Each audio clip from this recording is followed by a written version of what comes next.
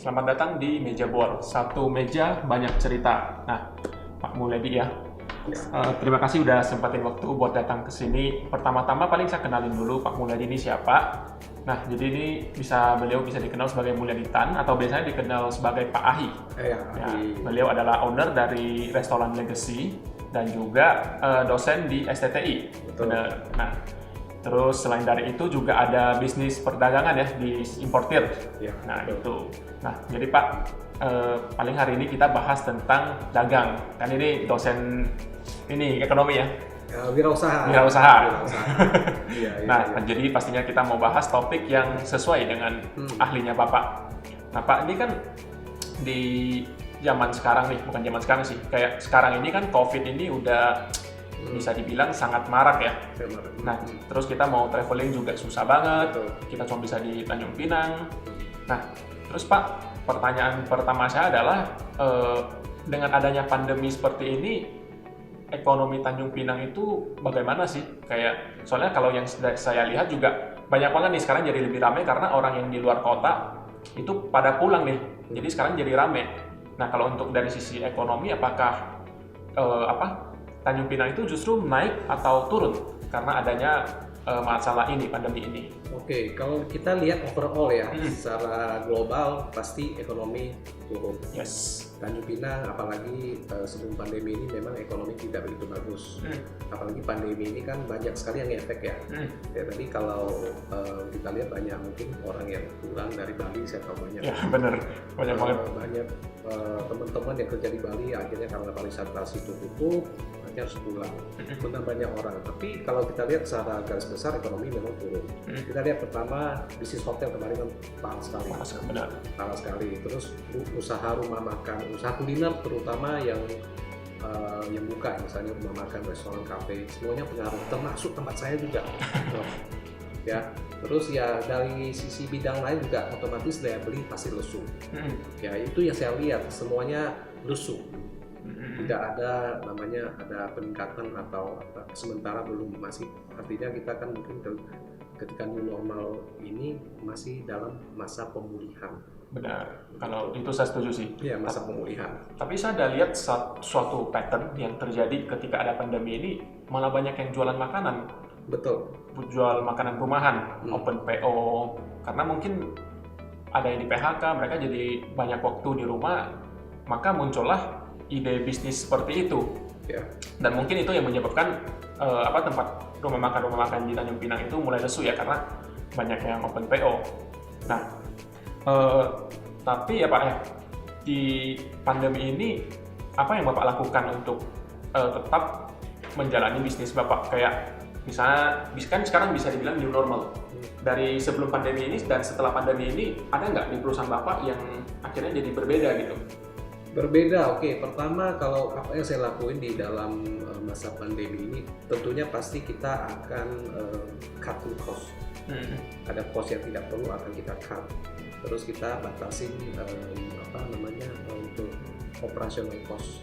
Contohnya misalnya ada karyawan beberapa yang kita memang sudah selesai kontrak, kita tidak bertanya lagi karena mengingat daya beli lesu, otomatis pengurangan karyawan pasti ada, nggak mungkin nggak ada. Jadi saya pasti dari sisi cost perusahaan saya cut, saya banyak yang saya cut. Karena kenapa? Saya kasih tahu terutama ke staff.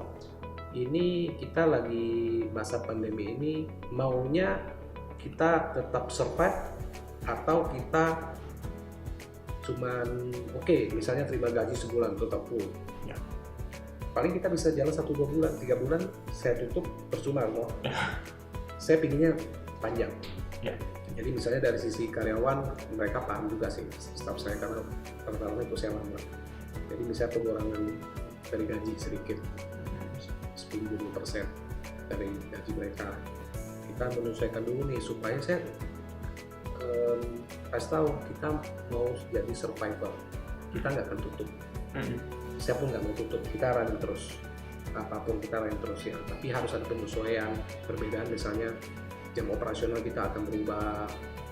Pas kemarin PSBB, kita kan tidak boleh buka, berarti kita gencar waktu itu delivery order. Berarti dari pagi kita sudah buka, biasanya kan jam operasional kita sebelum pandemi ini mulai dari sore. Benar. Sekarang pagi kita udah buka. Oh, sekarang pagi udah buka. Pagi udah buka, kita udah delivery order. Malah kita waktu itu delivery order kita kenceng sekali. Oh.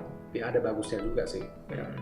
Tapi kalau tadi kan operasional sebelumnya kan mulai dari jam 5. Jam 5 kita buka. Terus sekarang buka dari jam pagi. Tapi berarti kan dalam artian karyawannya malah kerja lebih banyak dong. Kita jadi bagi 2 shift. Oh, jadi bagi 2 shift. Ada bagi 2 shift, ada juga yang full. Jam kerja agak panjang.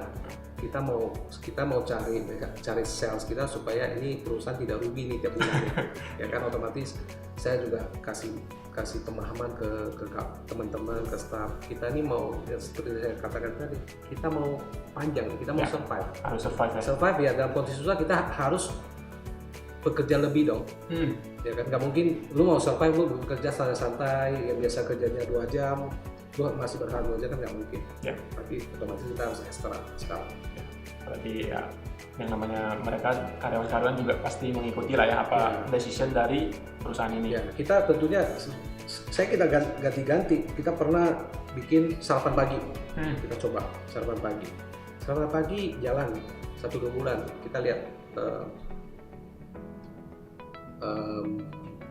dari pasar itu seperti apa nih, masuk nggak nih sarapan pagi nih, demand-nya ada nggak? Akhirnya nggak ada, kita rubah lagi, buka dari jam 11 sampai sekarang. Jadi kita sempat juga ada terobosan sarapan pagi. Oh, ya. Tapi pastinya, tapi sekarang udah boleh kan dine-in kan? Jadi boleh, cuma kita batasin. Kita kan ada indoor outdoor. Ya. Jadi sementara indoor saya nggak buka. Oh. Jadi sementara outdoor dulu. Karena mengingat saya bilang cutting cost. Ya. Kalau indoor saya kan hasil saya agak banyak kan. Jadi otomatis secara listrik, secara staff juga pasti akan ada perbedaan. Jadi makanya saya sementara outdoor dulu deh.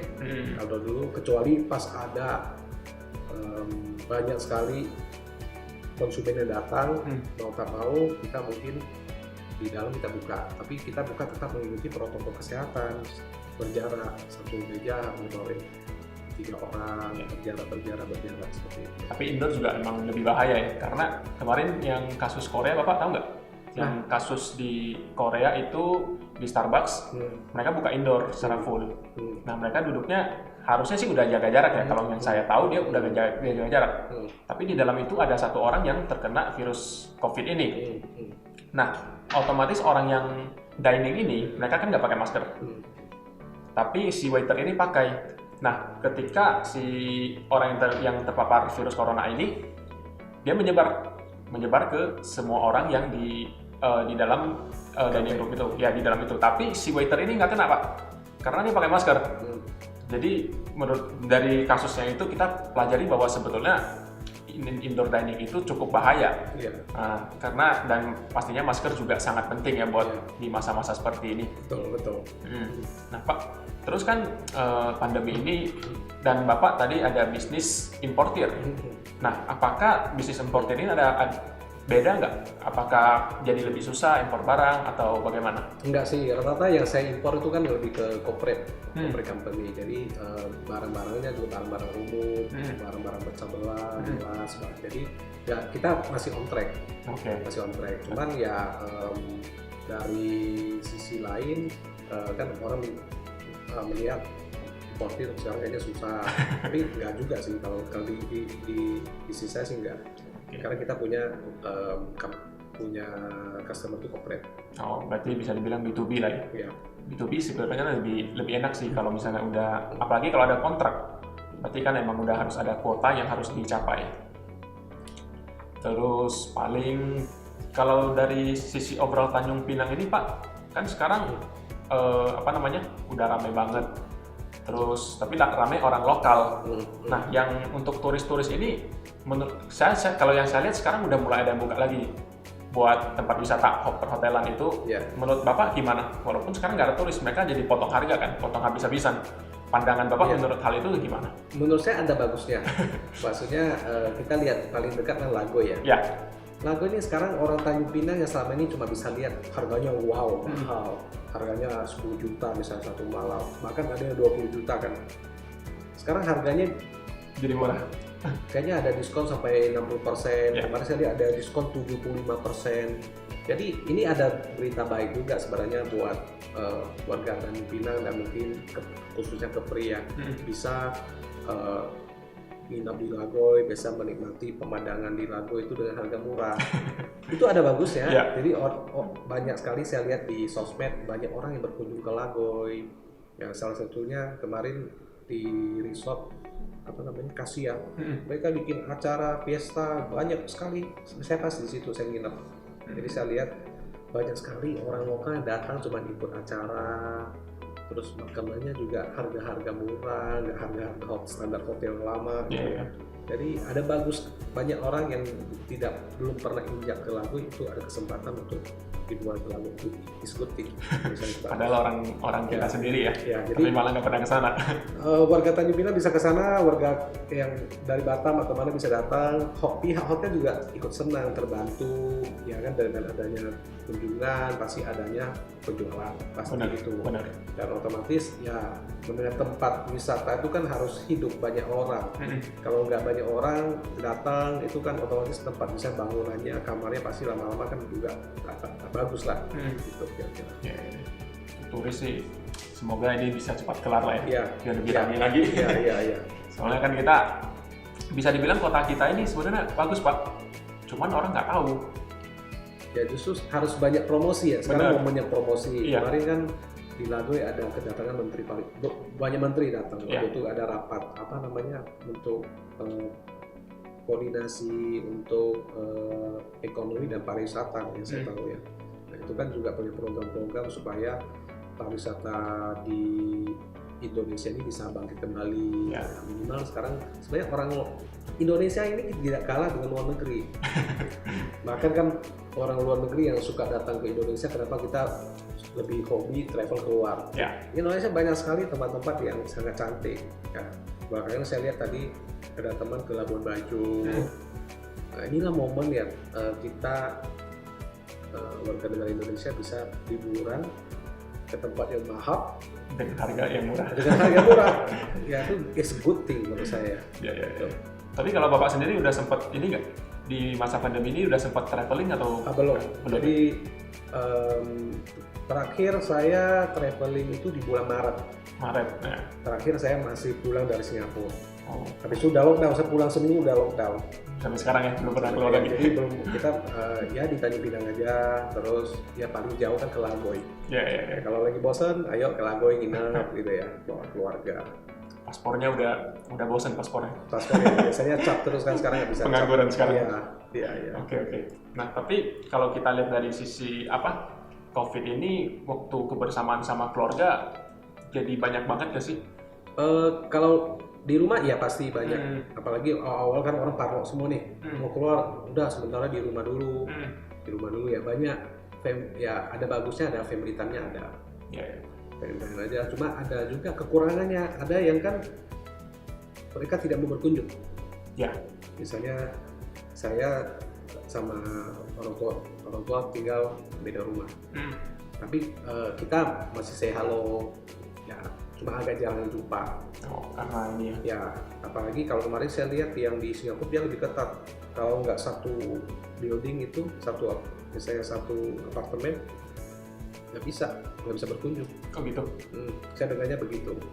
Ya. Itu baru tahu. Tapi kemarin yang saya lihat, kalau yang saya tahu ya, mereka kalau mau keluar mau ke tempat yang kayak ada jalan berapa itu mereka harus minta izin. Nah itu nggak tahu sih benernya gimana atau prosedurnya gimana itu saya kurang tahu. Kalau family time sih pasti lebih banyak. Cuman kita waktu pandemi pasti kegiatan rumah kantor. Ya. Nah, paling kalau minggu ada waktu nginap di Lagoy Sabtu Minggu. Oke. Terus Pak, kan kalau di Indonesia ya, bukan di Indonesia, di seluruh dunia sekarang banyak yang menerapkan work from home. Pandangan Bapak terhadap work from home ini apakah bagus atau enggak? Ada minus plus. Gimana? Minus plus tergantung kita di bidang apa nih. Ya. Misalnya kalau work from home mungkin yang di bagian cuma back office, no problem. Ini tadi dia bisa work from home. Misalnya yang jualan, sales, harus ketemu, itu kan nggak bisa. Ya. Otomatis harus manfaatkan teknologi sekarang. Benar. Zoom meeting, misalnya ada hasil pertemuan. Kadang-kadang kan kita bisnis ini bukan hanya bisa ngobrol di online, ngobrol di video conference. Ya, mungkin saya sendiri kan masih canggung ya, misalnya ngobrol di online. Zoom, di online itu agak tatapan face to face itu sangat membutuhkan. Kita lagi ngobrolin bisnis, kita lagi membahas sesuatu serius kan mesti duduk satu meja deh. Deal atau enggak nih kan. Kita harus jumpa tatap muka. Makanya namanya meeting itu offline, online, offline ya. Secara ketemu langsung. Jadi ada bagus, ada enggak bagusnya. Misalnya saya ngajar nih. Saya ngajar Zoom. Saya pertama ngajar itu mau tes sistemnya Zoom seperti apa. Tapi nggak gitu efisien menurut saya, karena kan ada yang koneksinya lemot, kan banyak nih mahasiswa kan. Wah, saya juga tahu mahasiswa, saya cuma tes sistem ya. Saya lebih prefer kalau saya ngajar itu bisa tatap muka. Saya lebih bisa share apa yang ingin saya mau sampaikan. Jadi kalau secara online ini saya terus terang saya nggak gitu suka gitu loh. Kayak kurang. Ya makanya kalau kita udah masuk di universitas, kita udah masuk di sekolah tinggi itu kan sebenarnya kemarin rektor saya ngomong bahan kuliah kita sebenarnya sekarang kita cari Google semua ada. Kenapa kita harus ada kuliah? Pertama juga namanya sosialisasi, kita butuh socialize dong. Di kampus itu kita kenal sama ini, bagaimana cara kita bergaul, bagaimana cara kita kalau ada project kita bisa kumpul, kita bisa menciptakan sesuatu, bisa ada teamwork yang bagus di kampus seperti itu. Jadi ya tetap harus tatap muka. Ya kuliah online daring itu kurang maksimal menurut saya ya, dan mental kita tuh nanti menurut saya agak beda nanti jatuhnya. Kayak misalnya anak-anak sekarang kan setiap hari kan harus online. Saya lihat ribet sekali. Misalnya dia harus misalnya ngajar satu persatu, sangat ribet. Dan beda emosional anak itu ketika mereka masuk ke kelas dengan mereka kuliah online, dengan sekolah online beda. Saya lihat beda sekali. Secara mental dan emosional itu beda. Itu kalau menurut saya Pak ya, sebenarnya work from home ini adalah hal yang sangat bagus untuk memajukan bangsa lah istilahnya. Karena kenapa? Karena biasa kita kalau mau ketemu orang, meeting itu kan kita mesti ada perjalanan di waktu. Nah waktu seperti itu semuanya bisa di-cut. Nah menurut aku itu yang bagusnya. Karena semua waktu yang nggak berguna itu jadi nggak ada gitu. Terus tapi untuk menerapkan ini secara jangka panjang, menurut aku mindset orang Indonesia itu harus diubah. Karena kenapa hal ini masih tidak terlalu efektif sekarang? Karena mindset mereka kalau misalnya online itu nggak bertemu langsung, dan mungkin bisa dibilang orang-orang kalau ketemu online mereka merasa gimana ya bilangnya, kayak nggak serius gitulah. Tapi kalau misalnya mereka udah ketemu langsung, jadi kan kayak apalagi yang sorry to say, tapi yang level bawah mereka kalau udah ketemu langsung sama atasannya mereka takut gitu. Mungkin ada yang seperti itu. Tapi kalau misalnya online, aduh ini ngoceh lagi nih, tinggal mute aja. Kita kan nggak tahu kalau kita di mute atau itu kan itu masalah-masalah seperti itu. Tapi saya juga ada beberapa teman yang kerja di tech startup yang cukup maju lah di Jakarta, di Surabaya gitu ya. Bahkan perusahaan mereka sekarang katanya mau ini Pak, karena mereka merasa work from home ini bagus. Mereka ingin, entah kalau misalnya udah pandemi selesai pun mereka mau full work from home aja. Jadi mereka tinggal sewa satu tempat untuk meeting kalau misalnya benar-benar butuh yang ketemu gitu loh. Tapi kalau misalnya enggak, mereka akan lanjutkan sistem ini work from home secara full. Nah, jadi saya juga ada teman kan di Jakarta, dia pernah kasih tahu aku, kayaknya aku pengen pulang ke Pinang aja deh. Aku nanya, kenapa? Bukannya lu ada kerja di sana? Dia bilang ada, cuman aku dari April udah nggak pernah ke kantor katanya. Jadi gue juga, bukannya kerja di sana? Dia bilang iya, tapi sekarang kita udah full work from home. Dan habis itu, kalaupun pandemi selesai, katanya mau terapkan sistem ini secara jangka panjang. Jadi percuma gitu dia stay di Jakarta. Jadi kan di sini dia ada rumah, jadi banyak cost yang bisa dihematin juga. Betul, mending saya rumah di Tanjung Pinang aja. Iya, benar. Mungkin saya rasa ini loh bedanya itu ketika kita berangkat kerja dan kita kerja di rumah itu beda. Ya. Saya misalnya contoh, dulu kantor saya di bawah Seruko ya. Ya. Jadi rumah saya tinggal di lantai 3, kantor saya di lantai 1. Jadi sangat ini saya mau kerja tinggal turun.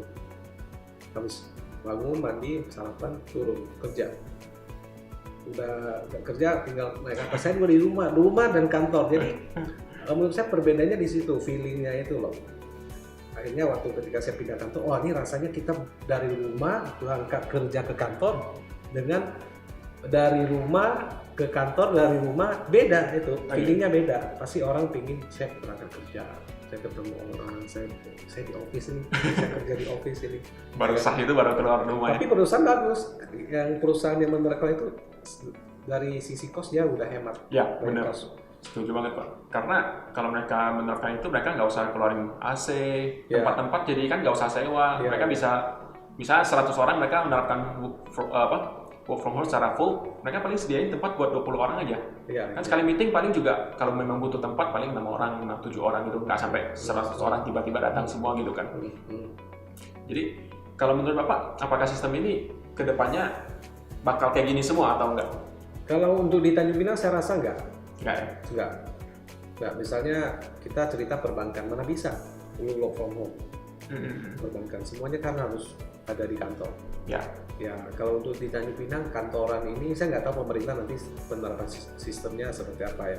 Cuma saya lihat ini agak mungkin take times. Ya pasti. Sesuatu yang baru kan butuh adaptasi. Benar. Nah, ada yang melihat itu bagus, ya ada yang melihat itu kurang. Jadi tergantung persepsi kita gimana. Ya, dari segala sesuatu yang positif kita ambil aja sih nggak masalah. Ya kan? Tapi justru karena ada pandemi ini, menurut aku perkembangan teknologi itu menjadi dipotong gitu loh. Mungkin kalau misalnya nggak ada pandemi ini Pak, kita mau menerapkan work from home ataupun melakukan teknologi ini nggak bakal secepat ini. Pasti mungkin 10 tahun lagi kita juga nggak tahu apakah udah bisa work from home atau meeting online. Tapi karena ada pandemi ini jadi dipaksa gitu loh. Ya harus kan. Apalagi di tempat yang kasus COVID-nya tinggi banget, mereka kan takut. Jadi kayak seharusnya kita harus ikutin step 1, 2, 3, tiba-tiba ada pandemi ini di-cut langsung ke sini. Ya harus langsung online ya. Iya, jadi orang yang nggak bisa juga jadi terpaksa harus bisa. Tapi kayaknya banyak keresahan ya buat generasi yang lebih tua yang belum bisa teknologi. Ya, yang gaptek ya bingung. Cuman misalnya kan cici saya di Singapura. Jadi kita kan biasanya kalau sebelum pandemi dia 2 bulan sekali pulang. Ya mau tak mau, misalnya mama saya harus belajar sekarang video conference. Papa saya harus belajar video conference. Jadi kita keluarga bisa conference. Kalau dulu susah. Dulu kan tinggal pulang, ya kan nggak pernah video conference, nggak pernah. Gitu ya. Ya sekarang ya harus belajar ya. Menurut Bapak kayak bisnis yang mulai muncul nih setelah pandemi itu apa Pak? Selain dari bisnis rumahan yang tadi makanan? Wah, kalau bisnis kita lihat di pandemi ini banyak sekali bisnis yang muncul. Ya, aku juga setuju. Jadi sebenarnya kalau kita melihat ya di masa kesusahan itu ada kesempatan. Benar. Selalu ada kesempatan. Di masa ekonomi susah pasti juga ada orang dapat keuntungan di situ. Misalnya kita ambil contoh bisnis yang kemarin ya, bisnis sepeda. Sampai teman saya artis itu jual sepeda. Loh, saya lihat di sosmed ini dia post jualan sepeda, trompon. Kok banyak sekali orang jualan sepeda? Berarti ada demand. Benar. Jadi dia dasarnya dia bukan bisnis sepeda, akhirnya jualan sepeda. Nah, kita sekarang bahas beberapa bisnis yang muncul di pandemi ya. Bisnis sepeda, bisnis alkes, bisnis masker lah, bisnis sanitizer lah, bisnis suplemen, terus bisnis yang berhubungan dengan COVID ini ada banyak sekali orang yang berdagang di situ. Kuliner banyak sekali yang misalnya punya, actually mereka punya potensi untuk masak enak. Akhirnya buat pandemi ini potensinya dikeluarkan. Saya beli masakan, saya jualan. Ternyata laku. Terus juga bisnis just tip saya lihat. banyak orang nggak bisa belanja di Singapura, di Malaysia, ada juga bisnis Just Tip. Ya, terus apalagi ya, kuliner ada tadi, bisnis sepeda, terus juga ada bisnis ini, kayak dia dibayar oleh TikTok, di kontrak TikTok untuk main TikTok, dapat duit. Ya, influencer Ya, karena mereka kalau yang kayak musisi ini kan mereka nggak ada dapat job di situ, mereka akhirnya ada di TikTok tawarin bingo ya, Bigo live di kontrak. Ada teman saya di kontrak, saya di kontrak sebulan untuk tiap malam dari jam 9 sampai jam berapa live. Ya, banyak juga orang muncul bikin YouTube jadi YouTuber. Banyak sekali inovasi yang mungkin selama ini tidak ada. Akhirnya di pandemi ini banyak orang jadi berpikir lebih jadi oke, saya ada kesempatan di bisnis ini gitu. Ya. Tapi karena saya lihat ya sekarang apalagi di kota-kota besar bisnis influencer ini sangat maju, Pak. Kalau menurut Bapak, apakah kan kalau dulu mungkin kita mau advertising itu kita masuk TV, masuk mana. Kalau yang saya lihat sekarang orang lebih percaya sama influencer daripada TV. Kalau menurut Bapak gimana? Influencer ya ada, tergantung kita lihat influencer apa nih dulu kan. Kalau kita mau iklankan satu produk ini kan kalau di TV atau itu kan mahal. Influencer mungkin tergantung juga lu mau bayar influencer yang mahal atau murah.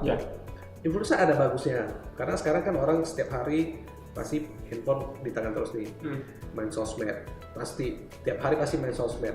Jadi memang lebih arah orang sekarang iklan lebih cepat dapat dari sosmed. Udah pasti. Udah pasti. Sedangkan kalau misalnya gua harus bayar publikasi atau iklan di TV kan mahal. Saya nggak sanggup modal, gua bayar influencer aja. Kadang-kadang influencer yang misalnya yang biasa-biasa ada yang pengen bantu, udah lu kirim produk aja, lu bantu review, kan bantu juga tuh promosi. Jadi ada bagusnya di influencer sekarang di situ lebih cepat barangnya terpromosi, orang tahu. Kalau di misalnya masuk iklan di TV tergantung kan produknya apa. Kalau rata-rata yang masuk ke TV itu produknya kan udah produk-produk yang brand besar. Brand besar yang masuk TV, misalnya produk kita lihat Indosiar atau apa TV itu kan produk besar semua kan. Makanan yang udah Indofood lah dan lain sebagainya, produk-produk yang sudah besar lah. Kalau produk yang belum besar brandnya pasti biasanya sekarang saya lihat banyak di influencer. Ada sih produk yang mereka endorse di endorse oleh influencer yang mengiklankan juga ada, tapi nggak banyak. Soalnya kalau mereka mau langsung ke influencer yang mahal juga budgetnya kan nggak ada. Ya betul. Jadi big brand masuk ke media besar, TV, radio, ya ada website atau apa kan. Tapi yang ke influencer yang mungkin produk lokal, produk yang baru-baru atau produk yang TV belum ada, banyak kan kita cari di sosmed biasanya ada. Misalnya saya pengen cari minuman ABC contohnya. Saya pasti searching di keywordnya jual minuman ABC. Pasti dapat tuh. Misalnya ada endorse ataupun misalnya pas kadang-kadang kita ada ikuti influencer siapa, baru tahu ada produk ini gitu loh. Kalau untuk Bapak sendiri ada ini nggak? Soalnya kan yang saya lihat di Tanjung Pinang masih agak kurang ya influencer ini, tidak terlalu banyak pilihan. Kalau Bapak di bisnis Bapak sendiri ada nggak pakai influencer atau digital marketing di Tanjung Pinang ini? Dulu ada ya, maksudnya waktu itu di handle oleh manajerku. Jadi saya lihat ada misalnya beberapa, karena kita produknya di kuliner, kita minta dipromosikan lah produk kita. Ada dua tiga orang lah, saya lupa apa namanya siapa yang, karena waktu kemarin ada manajerku yang ngurus. Tapi ada efeknya juga, banyak orang tahu. Dan tujuan kita untuk mereka mempromosikan supaya ada orang datang, orang tahu. Nah, kita ada satu penjualan makanan gitu. Jadi kalau misalnya prospek influencer ini kedepannya pasti akan lebih baik lah ya. Ada, cuman ya harus diseriusin. Konten harus bagus. Bagaimana memanage sosmed kita itu kan perlu kita pikir juga. Benar. Bagaimana orang ikut terus, bagaimana dari mulut ke mulut orang tahu semua. Wah ini kalau mau ikutin misalnya mau ikutin berita menarik harus di meja bual misalnya. Kan kayak gitu. Ya kalau kayak bisa dibilang influencer ini sebenarnya prospeknya kalau menurut aku ya bagus Pak. Cuman masalahnya sekarang kebanyakan orang mikirnya ya jadi YouTuber aja lah, jadi selebgram aja lah. Mereka mikirnya gampang. Nah dulu sekarang banyak kasus di mana orang membuat konten yang tidak mendidik. Kalau dulu kan beda ya, dulu bisa dibilang kalau kita ke YouTube kebanyakan hal-hal positif ataupun hal yang mendidik. Sekarang orang mau lewat jalur pintas, jadi mereka membuat masalah, habis itu viral mereka terkenal, habis itu mereka minta maaf. Ntar kalau udah lewat suatu saat, ntar udah lupa, mereka udah jadi selebgram ataupun jadi YouTuber gitu dengan followers yang cukup banyak. Menurut Bapak fenomena seperti itu bagaimana Pak? Kalau saya sendiri kan kurang suka ya, maksudnya kalau harus lu terkenal gara-gara berita. Berita baik atau berita buruk dulu? Buruk. Ya kan, berita buruk ya maksudnya kitanya kan walaupun terkenal tapi kan meninggalkan bekas yang tak bagus. Ya kalau di masa sekarang ini kan berita tuh sangat mahal. Benar. Berita sangat mahal. Ketika lu bisa diberitain berarti lu hebat. Maksudnya ada sesuatu nih yang viral atau apa kan diberitain. Nah, kalau diberitanya buruk nggak? Ya menurut saya tidak. Mending kita punya berita baik untuk membranding. Ini kan brand kita. Ya, personal branding kan istilahnya. Brand saya naik karena saya punya niat baik. Saya punya berita baik. Misalnya saya sering lakuin ini untuk ini. Dibantu orang misalnya kan. Saya terkenal di situ. Atau saya terkenal karena kemarin gara-gara ributin sama orang di jalan atau apa, akhirnya saya harus itu kan kurang elegan caranya. Ya nggak bagus. Menurut saya sih kita mending cari yang positif, kita bagaimana membangun brand image kita yang baik. Mending pelan-pelan ya tapi. Ya bangun brand image kita bagus di influencer. Bagaimana kita harus bisa menyebarkan positive vibes ke orang. Itu yang orang cari. Wah kalau ikutin kita follow Instagram ini kan, saya follow orang ini, saya suka dia karena apa? Dia lucu, dia banyak konten lucu tiap hari kan, misalnya gitu kan. Oke, saya follow B, ini lucunya lucu-lucu, dibikin-bikin, maksudnya yang aneh-aneh gitu kan. Jadi tergantung kita udah tahu kan, gue mau follow ini pasti banyak. Kalau follow misalnya motivator. Saya tiap hari termotivator dia. Termotivasi gitu ya? Ya termotivasi. Tiap hari saya baca dia punya upload tiap hari harus begini, saya otomatis termotivasi. Gitu. Terus Pak kan bukan kemarin sih, yang beberapa waktu yang lalu ini ada masalah PHK massal. Terus dari pemerintah ada keluar program BLT. Sebenarnya program BLT ini apakah bagus Pak buat mindset orang Indonesia? BLT ya? Menurut Bapak gimana? Waduh, kalau komen pemerintah takut juga. Nah, maksudnya kalau BLT ada bagus ya. Kalau namanya program pemerintah tentunya mereka sudah mengkaji. Tinggal kita persepsi kita mau lihatnya gimana. Ya.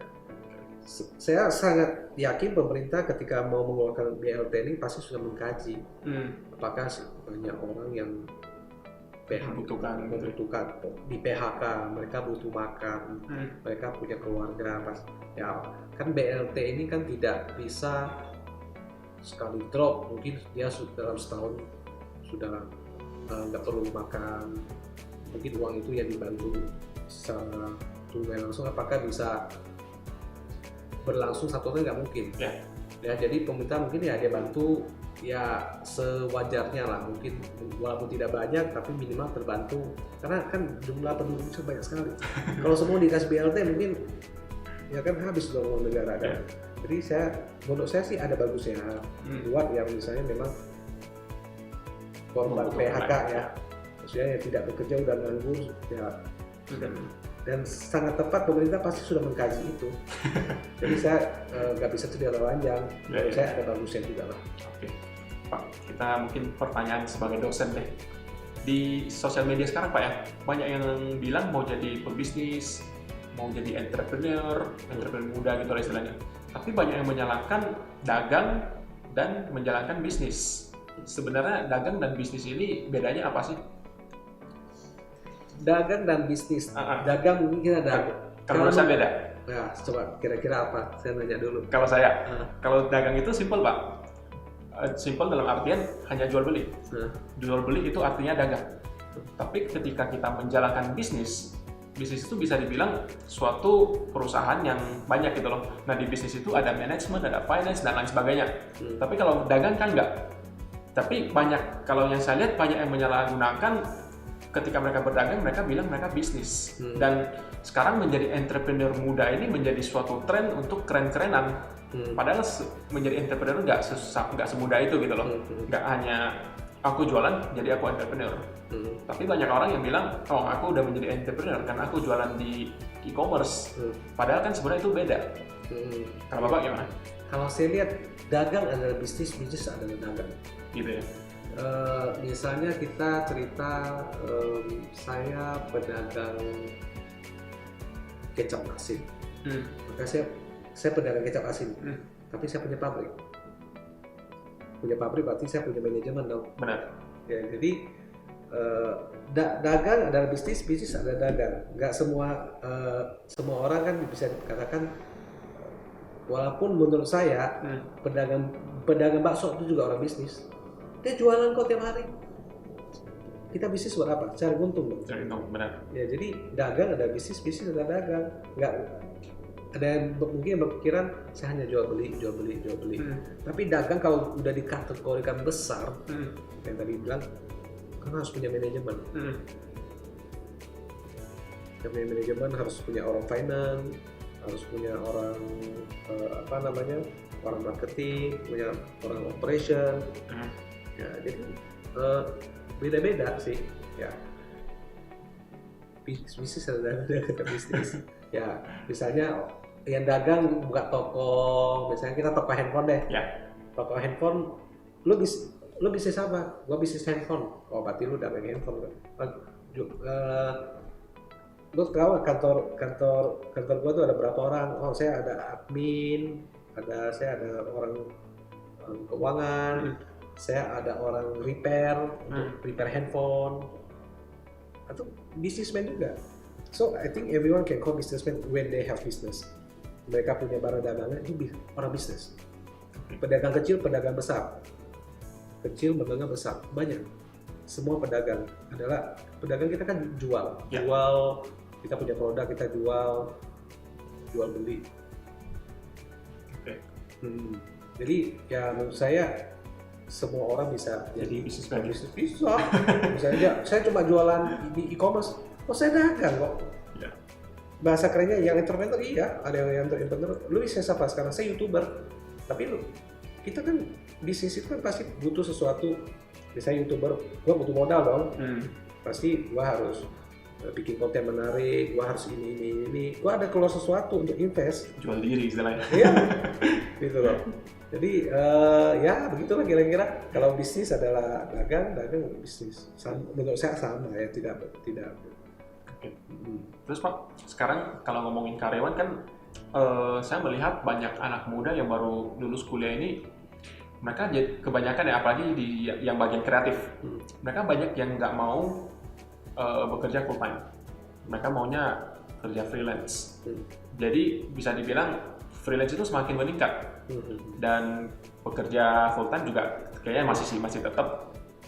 Menurut Bapak, apakah kedepannya freelance ini bakal meningkat terus dan akhirnya perusahaan juga mengadopsi sistem di mana nggak ada orang yang kerja full time lagi? Karena saya lihat perusahaan Netflix, mereka memang bekerja full time, tapi mereka dibebasin Pak, liburnya kapan terserah, beneran kayak freelance. Jadi mereka nggak press lah, karyawan harus masuk jam 8, pulang jam 5 itu udah nggak ada. Bahkan kantor mereka kecil gitu loh, karena mereka udah mengadopsi itu. Mereka percaya bahwa ketika kita ngasih kebebasan untuk orang untuk bekerja, maka mereka akan lebih bertanggung jawab daripada kita paksa mereka harus kerja dari jam berapa sampai jam berapa. Jadi mereka hanya kasih satu deadline dan mereka bilang, ya udah berarti tugas kamu selama 1 bulan ini gitu. Dan itu yang harus kamu kerjain dan terbukti efektif kalau di perusahaan mereka. Nah, kalau menurut Bapak, apakah sistem ini, menurut Bapak sistem ini gimana? Apakah baik atau enggak? Tergantung kita terapkan di bisnis apa. Misalnya saya ada contoh, saya buka toko aja lah, kita balik lagi buka toko. Gak mungkin saya suruh, kan harus ada yang jaga toko. Harus ada yang orang gudang. Gak mungkin, kamu gak usah masuk on time. Terus siapa yang jaga gudang saya? Kadang-kadang saya butuh barang suruh ambilin dari gudang, siapa yang keluarin? Kan nggak bisa, tergantung diterapkan di perusahaan apa. Kalau kita asumsinya perusahaannya yang inilah, yang nggak perlu stay di sana, berarti bukan tukang gudang, bukan yang operasional lah, selain dari operasional, yang nggak butuh waktu, yang benar-benar kerja terus. Misalnya kalau sales, mungkin sales ada 2 macam ya, yang jual di depan toko, yang langsung ngobrol langsung sama konsumen, ada pun satu lagi yang keluar untuk mengejar sales. Nah itu kan bisa, tapi kan sekarang di perusahaan-perusahaan sekarang masih banyak sales yang seharusnya mereka keluar, tapi mereka disuruh ke kantor juga. Jadi kalau mereka nggak ada tugas di luar, mereka harus ke kantor. Dan di kantor mereka sebenarnya nggak ngapa-ngapain, cuma duduk aja. Kalau namanya sales marketing kan pasti otomatis di luar, banyakkan waktu di luar. Kalau dulu saya di kantor, bosnya bilang ngapain banyak di kantor? Harus keluar, memang harus cari omset ya, cari penjualan. Kalau biasanya sales gitu ya paling ketika ke kantor hanya laporan atau ada meeting apa. Terusnya ada tergantung arah kita mau kemana ya. Kalau misalnya lu mau jadi sales, untuk perusahaan ada ya, polisi perusahaan itu kan seperti apa, kan lihat. Kadang misalnya harus ada masuk absen dulu, terus baru pergi, itu ada bagusnya untuk melatih disiplin kita. Kalau di perusahaan seperti dari Netflix kan, ya mereka punya pemikiran beda ya. Dan karakter manusia kan beda-beda. Benar. Ya semua harus diterapkan seperti itu. Mungkin karena pas bisnisnya itu, dia mungkin bisa memakai sistem itu. Pro kontra lah ya, gimana pun. Ya. Kalau di bisnis Bapak ya misalnya nggak perlu orang yang standby gitu, apakah Bapak akan mengadopsi sistem ini? Saya nggak. Saya sementara saya masih butuh tatap muka. Kadang-kadang kita bahas sesuatu kan harus serius ya. Saya mau tahu ini seperti apa. Kalau saya disuruh cuma by phone, kadang-kadang saya kurang puas. Ya, kita harus jumpa dulu nih, kita harus bahas misalnya strateginya mau apa, kita punya masalah ini, kita bagaimana selesaikan. Saya lebih senang tatap muka ya. Tatap muka. Kalau di company saya semuanya masih harus kita tatap muka. Oke. Nah itu tergantung lagi ya ke perusahaan yang bekerja seperti apa, sistem adopsi juga seperti apa, itu tergantung lah, ada pro kontra. Kalau saya sendiri saya ada bisnis kecil-kecilan di online. Nah itu saya terapkan secara full Bang. Saya nggak ada kantor karena saya awalnya pas saya mulai saya pikirnya kalau saya sewa kantor mahal. Iya. Jadi akhirnya saya bikin satu grup WA atau aplikasi apa gitu kan. Karena kita cuma ngobrol di sana dan menurut saya cukup efektif. Walaupun kadang yang kita susah atur itu kalau mereka ketiduran. Nah itu kan bisa terjadi gara-gara. Tapi enaknya Pak, kita bisa kontrol kayak malam-malam gitu kan. Kita bisa ganggu. Bisa selesai ini nggak? Padahal itu udah bukan jam kerja. Dan mereka akhirnya juga selesai sih. Jadi itu bagusnya sih kalau menurut saya. Kalau ada yang mendadak bisa langsung dikerjakan. Terus Pak, Tanjung Pinang ini sekarang kan sangat lesu ya. Kalau misalnya udah beres nih pandemi ini, Bapak ada kepikiran nggak mau bikin bisnis apa ataupun apa yang akan Bapak lakukan? Saya sementara belum kepikir terlalu jauh. Yang penting sekarang survive dulu. Ya mungkin ada plan kita belum bisa kita rencanakan. Kita punya planning tapi untuk sementara bukan pandemi kita belum bisa merealisasikan. Misalnya salah satu planning saya kemarin mau bikin function hall. Karena saya lihat kayaknya ada prospek di situ, kita masih di banyak acara dan lain sebagainya. Saya lihat function hall ada prospeknya. Belum ya, mungkin itu yang saya rencanakan nanti ya. sekarang yang paling penting adalah kita bagaimana kita bisa survive sampai pandemi selesai. Tapi kalau pandemi ini selesai, aku juga mikir apakah bakal seramai sekarang atau malah enggak. Karena kan sekarang banyak yang pulang kan, bisa dibilang banyak pulang. Kalau pandemi selesai ini, apakah mereka akan keluar lagi atau mereka akan stay di Pinang? Itu menjadi suatu pertanyaan. Iya, betul. Karena aku lihat orang yang pulang ini Pak, banyak sekali yang habis pulang langsung bikin bisnis. Kafe-kafe itu banyak kan. Saya lihat itu orang yang baru pulang dari Filipina, dari Bali. Ya, kalau sebenarnya saya senang banyak anak muda Tanjung Pinang untuk pulang ke sini. Kita anak muda, kita putra daerah, kita harus membangun kota kita dong, ngapain jauh-jauh. Dan ada beberapa saya lihat dari Bali, mereka bikin usaha jadi ya? Tinggal pulang lagi. Ya, jadi menurut saya sih kalau memang mereka ada kembali ke sini, ya tinggal dikembangkan lagi bisnisnya ke depannya, bikin strategi seperti apa supaya ya ikut turut membangun kota Tanjung Pinang supaya perekonomian bagus. Terus berarti kalau yang Bapak lihat prospek di Tanjung Pinang ini cukup bagus ya? Masih ada, apalagi nanti kan katanya jembatan Babin itu udah jadi. Wah, itu bagus sekali. Banyak sih prospek, kalau kita mau ceritakan banyak sekali. Banyak sekali, dan harus kita yakin Tanjung Pinang kalau kita prospek ke depan sih pasti ada. Bagaimana kita membaca peluang. Nah, kan harus cepat nih, ada peluang itu harus kita segerakan. Oke, siap. Pak, paling terakhir, Bapak kan sebagai entrepreneur senior lah di Tanjung Pinang ya? Kita junior, baru-baru aja. Masih baru ya? Ada ini nggak sih, ada pesan nggak buat misalnya orang-orang yang baru memulai usaha ini? Pesan saya, mulai usaha itu tidak gampang. Jangan pernah takut untuk rugi. Jangan takut rugi. Jangan pernah takut rugi. Dan jangan pernah menyerah. Jadi ibarat kalau saya pesan ke mahasiswa saya juga, kalau kita jadi pebisnis itu bagaikan warrior. Warrior perang itu tidak selalu menang. Bisnis itu tidak selalu untung. Tapi gimana kita bisa survive terus? Yang adaptasi, yang adaptasi yang kuat ya berarti ya? Iya. Jadi jangan pernah menyerah. Kita harus punya jiwa warrior. Warrior tidak selalu menang di dalam pertempuran, tapi kita survive terus. Nah, paling itu aja untuk podcast hari ini. Nah, untuk minggu depan kita juga pasti ada program-program yang menarik lainnya. Jadi ya kita akhiri di sini di Meja Bual, satu meja banyak cerita. Terima kasih Pak Mudaditan. Oke. Ahi. Thank you. Oke Pak.